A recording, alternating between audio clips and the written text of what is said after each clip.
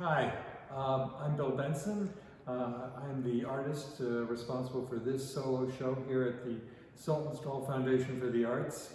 I'm with my good friend Brian Keeler, and he's pressured me into talking about some of my work. And I thought I'd talk about this piece because this piece encapsulates a lot of what I think about when I produce an oil painting. So first off, this is loosely based on the golden rectangle, the golden mean, the golden ratio. So the ratio is basically 1.618, and I'm not that close to that. I'm not directly on that ratio, but I'm close to it.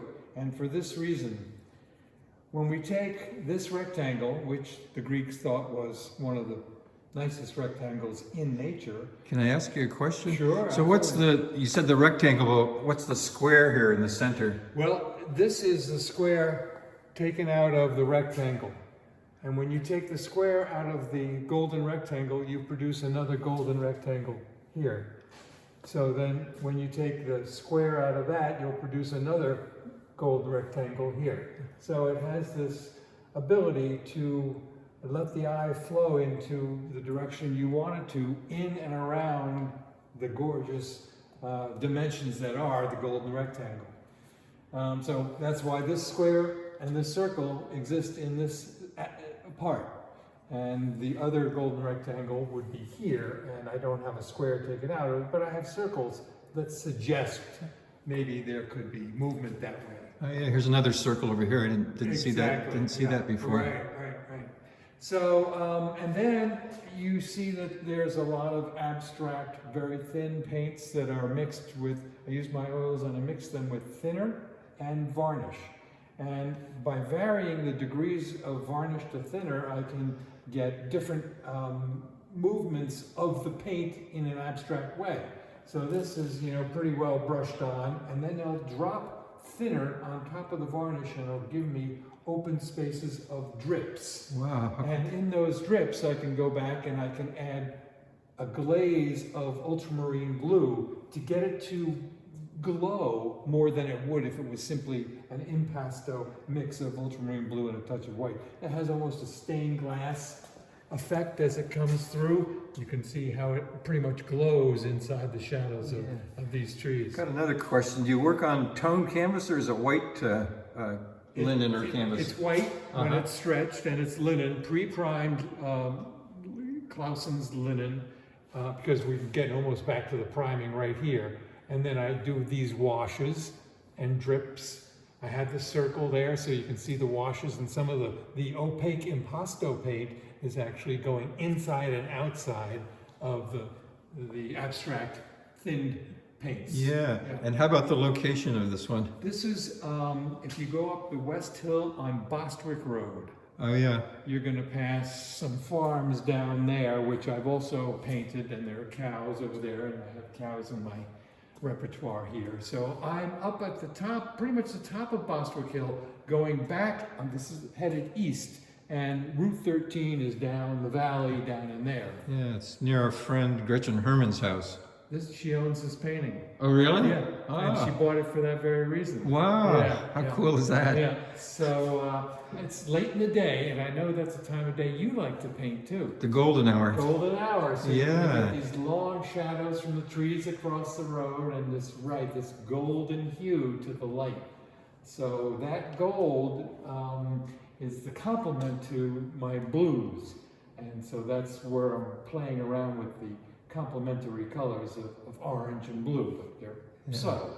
And how about the road sign? You made kind of a thing of that. I have made a thing of the road sign. I think of it as a good graphic element, not to really suggest how much the road goes down for trucks, but because that diamond shape is also, you can see right in here. Oh, wow. Yeah. So the diamond is part of the compositional element as well as the rectangle here. I try to bring geometry into this because I think this way that a lot of nature is math oriented. And for instance, if I see a square of trees, I might highlight that subtly with this, maybe not so subtle, with this element of straight line to show how beautiful that square of trees works for me. For me. I don't know how much it resonates with everyone else that views this, but it resonates with me as a structure, and it's right in the middle, and yet I have to balance that centralized square with the continuation of these arcs that are coming in from the sides. Yeah, how cool is that? I used a road sign in one of my paintings, and I felt compelled to call it an homage to Bill Benson. I didn't call it that, but once I started painting, I said, oh, Bill Benson did this, the same thing. And this double yellow line is hard to paint, so I've used tape. So I tape that out for the nice, I want a nice sharp line. These are all taped lines. This one is not, but these are taped lines. And so then I've got to go in there and take really thin tape and get that middle until it just dies out. Wow. That way I know where the shadows are, so I can make this orange of the yellow line darker and then brighter where the sun crosses it, and then darker, and then get a little bit lighter out here. How cool is that? Pull the tape and hopefully it looks like road. How about the perspective of the line? I've painted those double lines too, and people usually think of them as being right smack in the center of the road, which they are, but from this kind of angle, you put them way over to the side. More road here than is over there. Yeah. Right? 'Cause you're seeing it from a different perspective. Yep. Yeah, and this is the study for it here? This is the print. Oh, it's a print. I'm showing prints as a frame print. So I have a great printer named Susan Larkin. She's a very good photographer. Okay, here in Ithaca? Yeah, she's a member, well, she lives out in Slaterville, but she's a member of the State of the Art Gallery and shows there all the time. So she makes these prints, and I wanted to show the prints are really good. Yeah. You know how close they are to the originals. So Wow, beautiful. people buy a print. Let's go around to some of the other ones here. We'll do a tour. These are beautiful pieces here. What's the medium for these? These are oils on canvas. The painting has been sold, so this is another print. And I use gold leaf sometimes to almost suggest that in a museum, right? Here's the finished. You might have a gold frame, right? As if this is the section of this scene that is finished. But the scene, I've been driving for half an hour and I see all this stuff moving in and out, and this abstraction and my movement of geometry is to suggest that there is so much more to this scene, and we're only really focusing right here. So I didn't want to take just this beauty. I wanted to show how it's part of the continuing beauty, the natural beauty of driving a landscape around this area. Yeah, it looks like it could be Route 79 over near Mecklenburg. That's close. No, but this is Route 20 going to Cazenovia. Okay. And I had a show there, and so that's why it's called Getting There, getting to the gallery. Okay. Going up there and transporting all my work up there, and you know what a pain in the ass that is. And you have schlepping stuff around. Yep. And the one above? Golden. This is called Golden Divide because, again, we had this perpendicular and this perpendicular, and then you have this circle that are sort of these geometrical elements against the landscape, within and against and within. I got a very soft, bright blue coming in this way, a big drip, which I've kept. And this started, it's on board. So this is your CDF board. What's that board called? Like masonite. Luan? No, it's like masonite. Okay. So it's pure board, and then I've gessoed this part, and then I stretch out the paints with thinner to sketch the thing, and then I finish it. I have to ask you about the circles again. Linda, my partner, was wondering if they were inspired by Rembrandt's famous self-portrait. Absolutely. That's one, I think one of his finest self-portraits. He's got that big circle around. I don't know, no one knows what that means, but it's pretty cool. Yeah. So that might have been an influence here. I was doing this before. Before you knew that portrait? I knew that about that portrait. And how about the tricycle here? Yeah, it's a hot cycle. Okay. It's all plastic, right? Except for probably the bar that holds these and the axle for there, but it's all plastic. It was my son's, favorite childhood means of transportation. Uh-huh. Yeah. And so I loved all the primaries there, right? Yeah, the red, yellow, blue. Yeah, so how can you make that not be such a focus, right? Because it is bright and they are the primary colors, but I'm pushing those primary colors out into the field behind and the stone wall and some of this stuff. So here you can see big arcs coming through. Oh yeah, I you didn't know, notice. And then there's this circle here, which is sort of a tribute to the fact that my son is now 44, and it was such a golden time for him, right? So I like that. And then I use a circle to highlight my signature. Yeah, that's a relatively new signature. Or? Relatively. It started with that portrait of Norman Daly over there. Okay. Well, let's go over to the portraits here. We got a whole wall of beautiful portraits. Because this is a 40-year retrospective, and I've been a portrait painter for 40 years, I thought I should include some of my favorites, or the ones that I have. So it's my two boys, Okay. Taylor and Cassidy. Let's go over here to Cassidy. Yeah. And this is based, Brian, on a Titian? a Titian of Renunzio Farnese.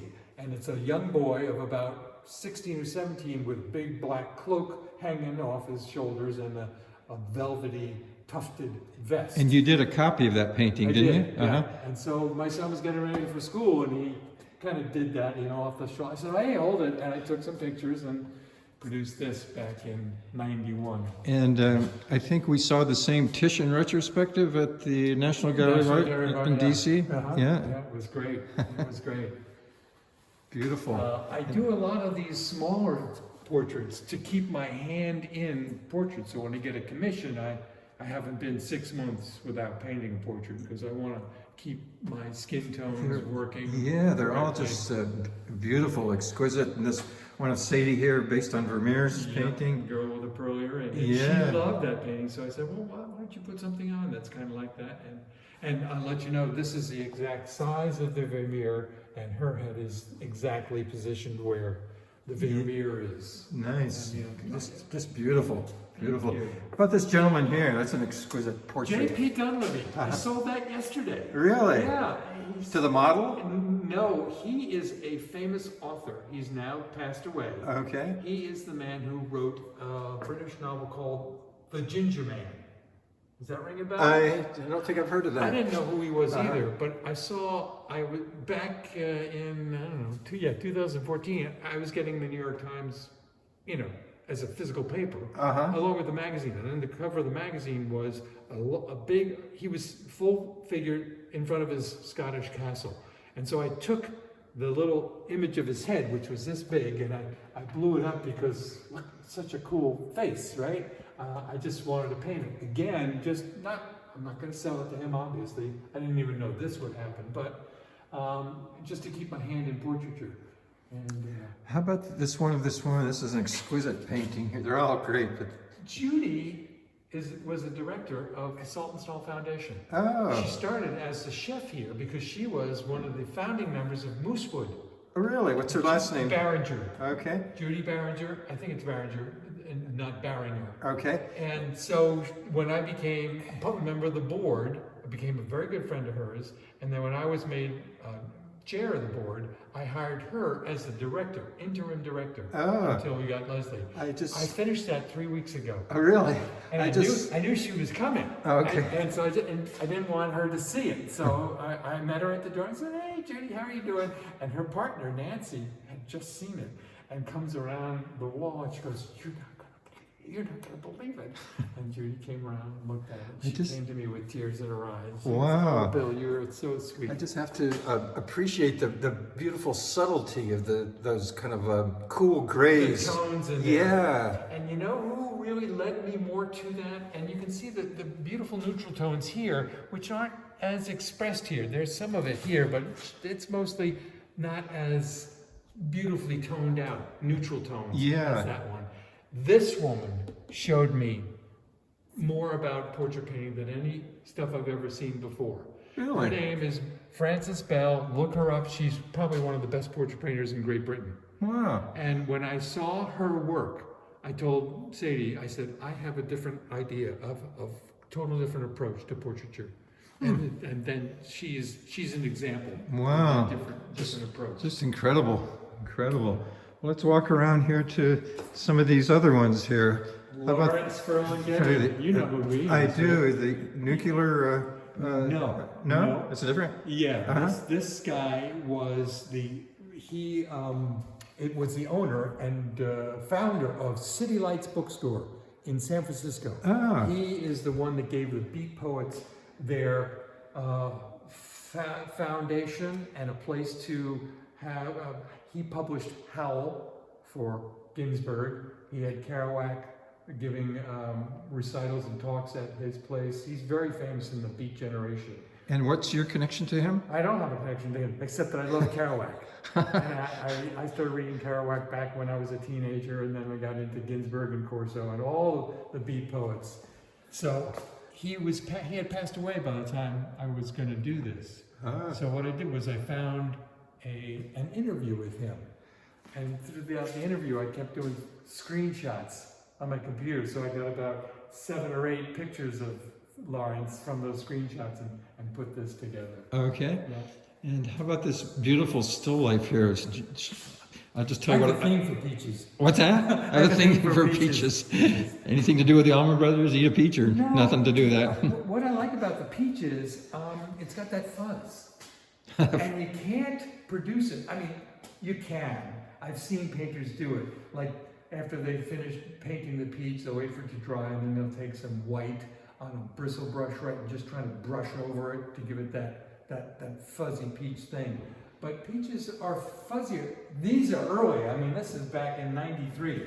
And the peaches that are on the other side are like, last year. And I've learned a lot, but there's that softness to them. When you the tactile feeling that I was trying to get, how soft they are.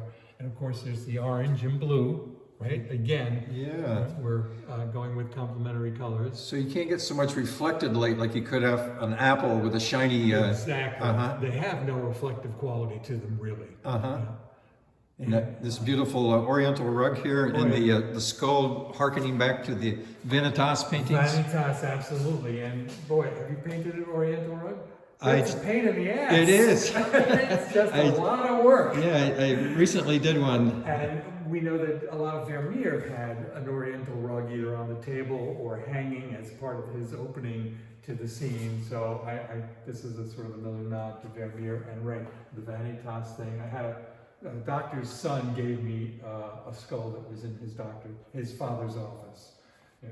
So here we have this circle is with this image in here, almost like this, of the Leonardo da Vinci. Wow. Yeah. So that's kind of a sort of the Vitruvian Man. Exactly, right. And then down here, carved out of the paint, are the peaches in negative. If you've seen a negative of a color photograph, the negative has these hues to it, which are the complements of the peaches up there. Wow, how cool is that? The thing I like about this one is the combination of high realism and developed articulation, but then the process-oriented aspect here, like you do in a lot of your paintings, but it shows that process along with the finish. Now, back then, this is long before I started, manipulating the underpainting with thinners and stuff. So you can't. Have a little bit of drip here and here, but other than that, I had in my early days painting, I had started just priming and then toning the canvas and going right in with the direct paints. Yeah. And how about this scene here? Where's that? Again, Route 20 going up to Cazenovia, and this is on board. And you can see when you do oils on board, the abstraction is quite a bit different than it is when you do it on canvas. On a piece of masonite or some other? Yeah, exactly. Okay. Yeah. Well, let's go over to... Oh, wait, there's one thing about this I have to point out. You see, the road sign has an actual dimension to it, and I've taken a very, very thin...